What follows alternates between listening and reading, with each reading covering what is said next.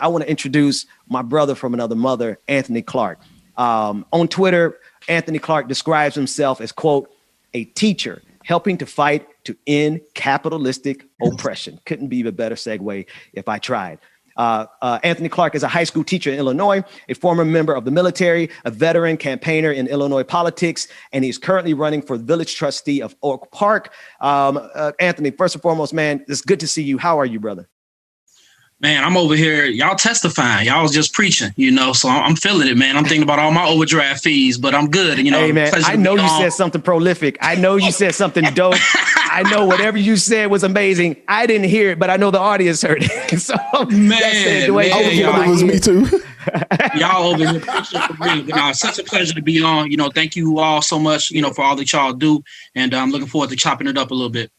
Yeah, man. So we just kind of stumbled into this conversation, and it's right in your purview, right? I see you discussing it on Twitter all the time. The realities of this capitalistic oppression, the realities of the fact that we're not outliers, right? The people who are struggling with overdraft fees, the people who are struggling to pay their rent, the people who are having to go out and be essential workers in the middle of a pandemic when the government really could have shut this down and put money in our hands, but they don't want to because they consider that socialism. This is what you talk about all the time. What are your thoughts on let's start all the way at the 30,000 foot level, man. What are your thoughts on that type of oppression in this country?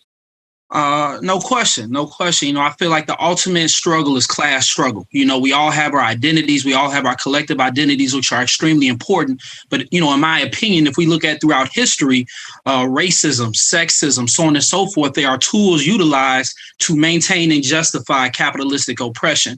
So when we fast forward to 2021, the issues that you are all talking about, it's by design. Because if we think about the stigmas and the perceptions that are attached to struggle, that are attached to being broke, it keeps individuals from being honest. It often keeps individuals, like you were saying, to be on social media, trying to front for the gram, trying to cap, as my students like to say, and present a lifestyle that, one, they cannot afford, two, is leading them to be further in debt, and three, is not realistic. So for someone like myself, I'm extremely honest and transparent.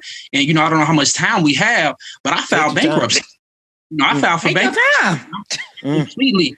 Completely open and transparent about that, because again, think about the stigma that is attached to debt, right? Think about the stigma that is attached to individuals filing for bankruptcy and how hard it is. And even our current president, roles that he's played in the past, preventing student debt from being addressed and eliminated through bankruptcy law. So I love to tell that truth, that it was the best decision I made, because I think one thing that isn't discussed often as a teacher, I started out after the military, making about $16,000 a year after taxes. Now, I'm finally in a teaching position to where I'm making six figures.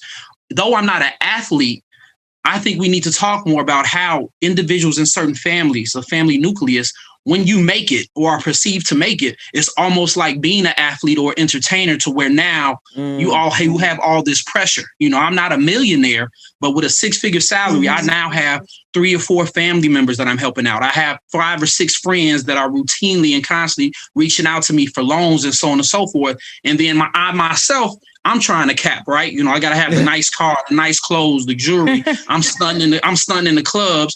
I'm at grocery stores pretending to call the bank when my card declines, having that conversation like, hold on, I know it's there. So we go through this, but the best decision I had was fighting against that stigma, fighting against those perceptions that exist, and being open about my financial journey, addressing financial literacy or lack thereof, and moving forward. And we got to talk about it. We can't be embarrassed to talk about these issues, No. And I appreciate you framing it exactly the way you did, man, because there's the stigma attached to our oppression, right? And we got to think about where that stigma comes from. That stigma sometimes it is perpetuated by people in the same class structure, right? We do have a tendency to be like, oh, you struggling? And then we struggling ourselves. Like, oh, you ain't got this and we got it from Rent-A-Center. You know what I mean? We do have a way of capping and stuttering, you know what I mean? But the overwhelming preponderance of this stigma comes from the glamorous life that is imposed on us through television, entertainment, internet, social media, Instagram, right? And then people aspire to that. And as they aspire to that, they either become depressed because they have absolutely no chance of getting that life, or they spend all their good coins trying to get to that life. Meanwhile, we can't even get this government to pass a $15 minimum wage. We're stuck at $7.25. And you tweeted about this the other day. You said, please, someone name a job that you believe is only worth $7.25 an hour. And the visual representation, I mean, people like think about a $5 bill, $2 bills, and a quarter. That's what this system is telling us, Anthony, is the value of people's labor for an entire hour. Speak on that for me. It's a huge issue that exists at the federal level. And like you stated, I was thinking about that pot line. We got money for wars, but we don't have money to feed the poor. Meanwhile, we're begging for a $15 federal minimum wage when we know in reality, $15 is not even enough. We truly need a livable wage. 15 isn't enough, but we can't even get that. But meanwhile, we're bombing Syria. Meanwhile, we're still in a forever war. Meanwhile, we can't get a stimulus check that was supposed to be $2,000, but the math is funny. So now we're at $1,400, but still don't have it. So, we could go down this rabbit hole and continue. But again, it's by design because it's about profit margins at the end of the day. And no matter if your title is a Democrat or Republican, they're invested in profit margins. They're invested in providing socialism to corporations, while individuals, again, are chastised and judged for wanting greater help from the government. And I'll end it here. What's so treacherous about it is, if we think about the civil rights movement and before desegregation, when we had thriving Black communities, rich socioeconomic communities like Tulsa, Oklahoma, so on and so forth, they were destroyed. They were literally bombed. Right. People were literally killed because we weren't reliant on that white dollar. They want us to be passive. We could go back to chattel slavery and the enslavement of Africans. They want us to stay preyed up, drunk, and broke. So that's why when you go into the hood, what do you see? You see churches, liquor stores, and these loan places. They want to keep you in debt because it's a new form of, or a continued form of enslavement.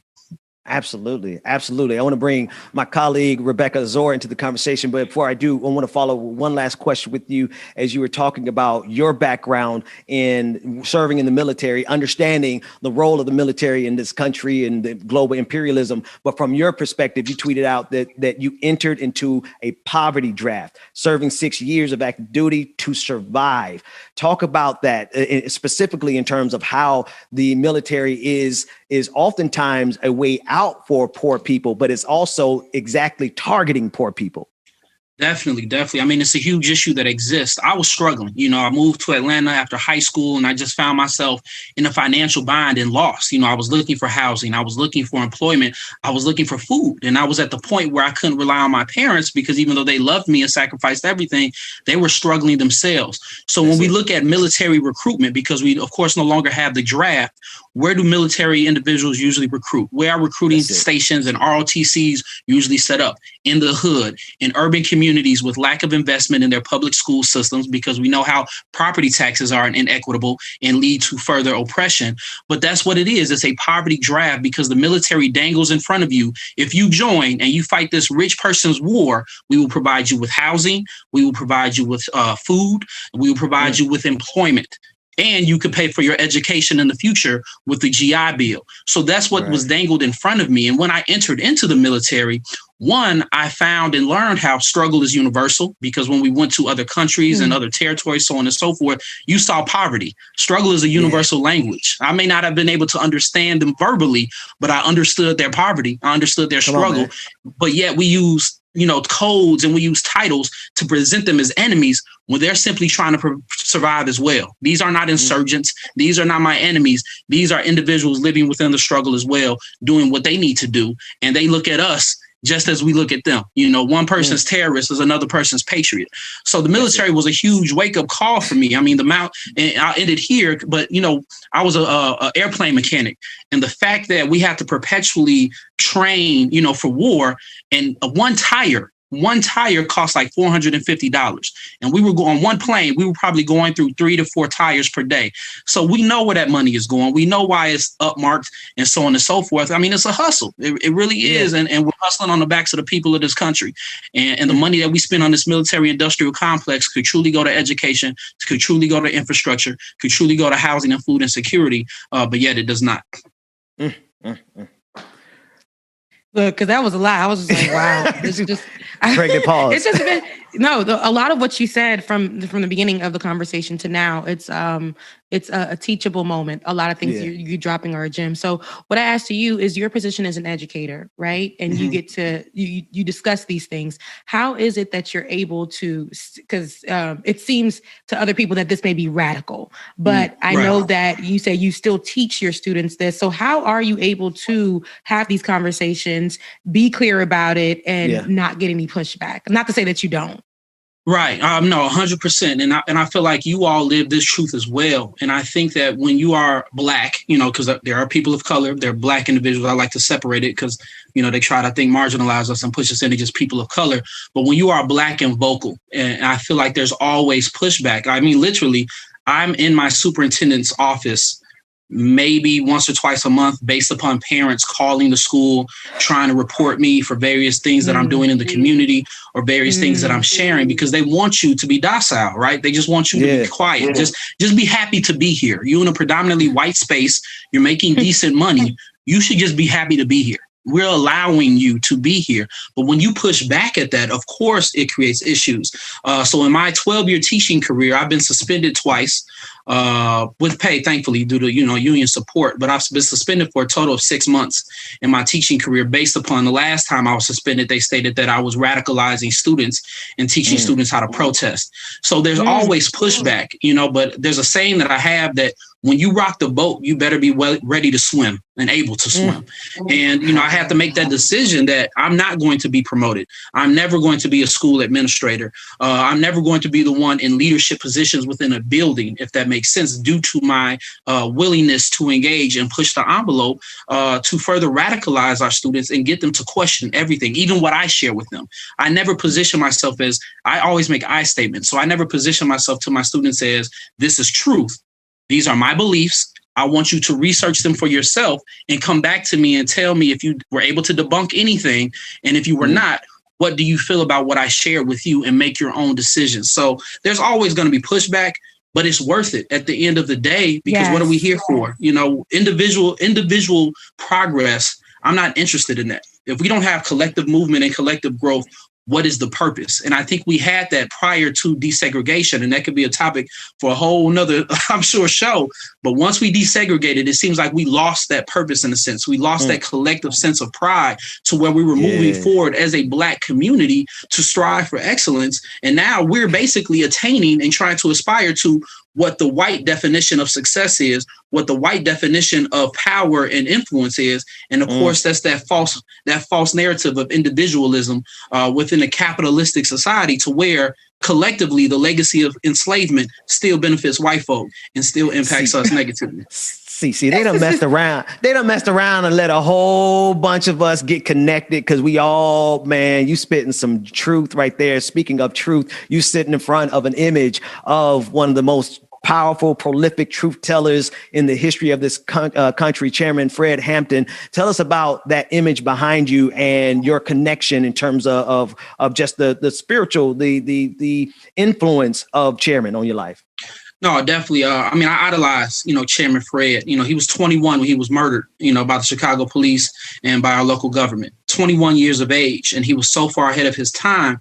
And one thing that I realized, and again, this may be a little bit controversial, but I truly feel like those that were tapped into and truly addressing class issues, they're no longer here. They either had to leave the country or were murdered or were incarcerated. I talk about that all the time. So that's why, again, I'm just going to say it. That's why MLK is gone, but we still have a Al Sharpton or Jesse Jackson. I'm just keeping it 100. You know, that's why Chairman Fred Hampton was murdered.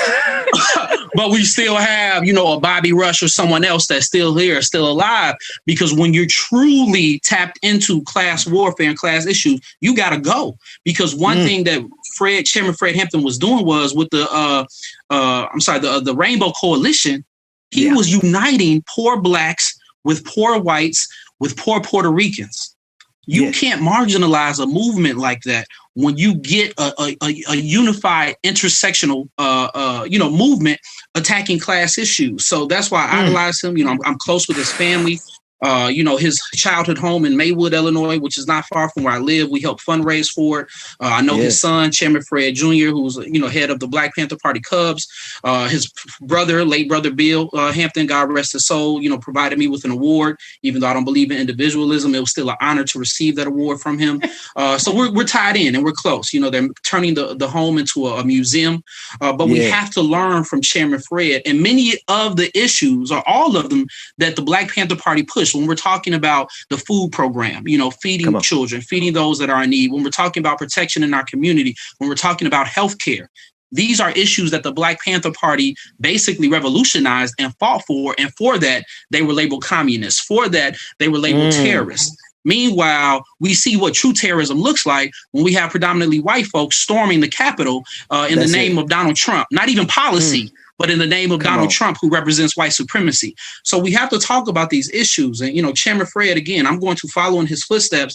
And I'm probably never going to get to the point where somebody wants to assassinate me or murder me. But as long as I could teach a little bit about his legacy and play a collaborative role in pushing for real change and educating our community, I'm happy. Yeah. But they got a file on you, right? Though, Oh, no question. No question. Yeah. I was going to say, as radical as you are, no, you're radical, honey. You're literally out here. You're speaking your truth, and you're speaking it with no F's given. And then you're in a space, it's the audacity of you, right? To be in a space that is predominantly white and taking the white folks' money. Be teaching people, kids, listen, this is what it's about. Listen, this is capitalism. This is racism. This is white supremacy. This is what needs to be done. This is history, and this is the truth. The audacity of you, and the audacity of you to get suspended, still pull back up like, no, I'm an educator. This is what I'm about to do. Right. Y'all not going to take this from me. And I absolutely look at you. You got tenure, brother? Listen, that's what I'm saying. Yes, you need that, honey. Yes, I got tenure early because thankfully I'm good at what I do. Good. So again, good.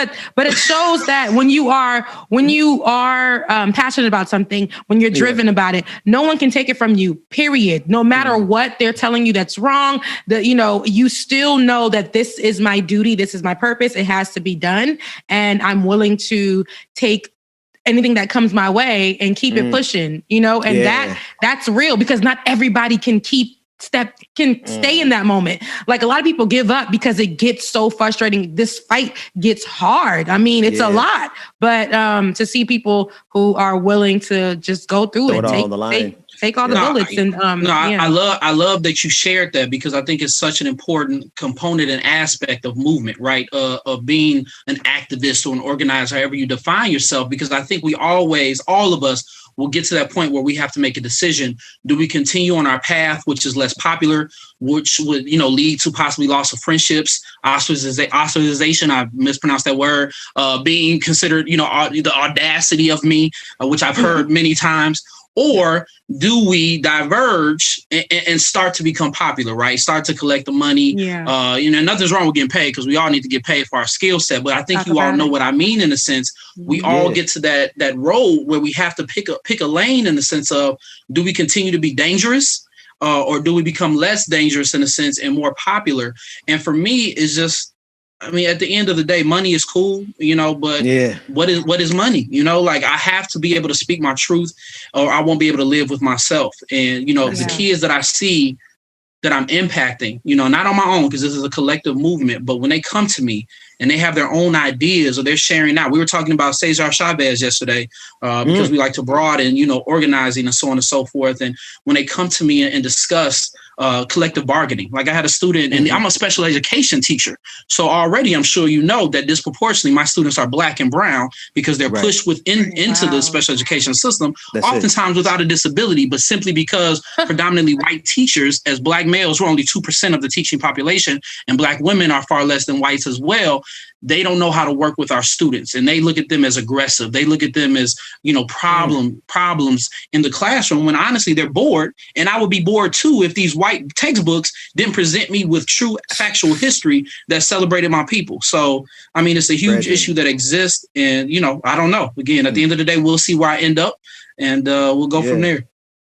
We got a couple of minutes here, and actually, but I want to actually go down that road particularly because one thing that I noticed in the school system, and I didn't last. Kudos to you for sticking it out through the school system itself, because just going through that process of coming from the bottom where they don't pay you anything and just sticking out all of the red tape that is associated with being a teacher, to me, it was never commensurate with my labor. I had to get the hell out of there.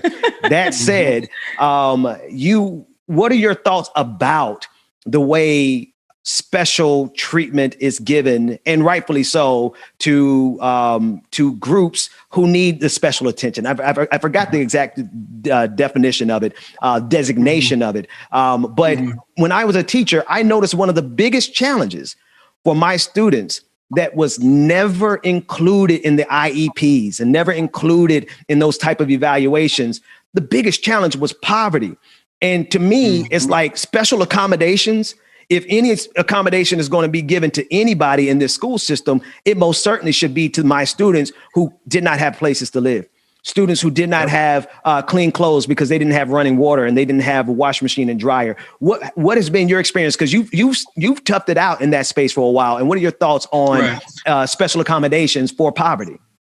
Yeah, I mean, again, when we talk about equity issues, equity is not, if we have a pizza, equity is not everybody getting the same exact slice. There are going to be individuals that need more than one slice, and there are going to be individuals that need larger slices than others based upon the interconnected systemic issues that exist. And I think for me, the biggest issue that I've encountered is the lack of understanding and empathy and the bias that exists within our educational system, to where it's a business. Let's be honest. School systems are a business, and they're in the business of just, again, pushing education and making money from it.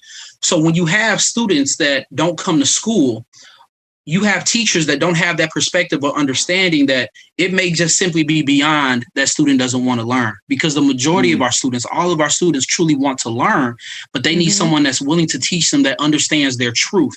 So I understand a student may not wanting to come to school because their clothes are dirty.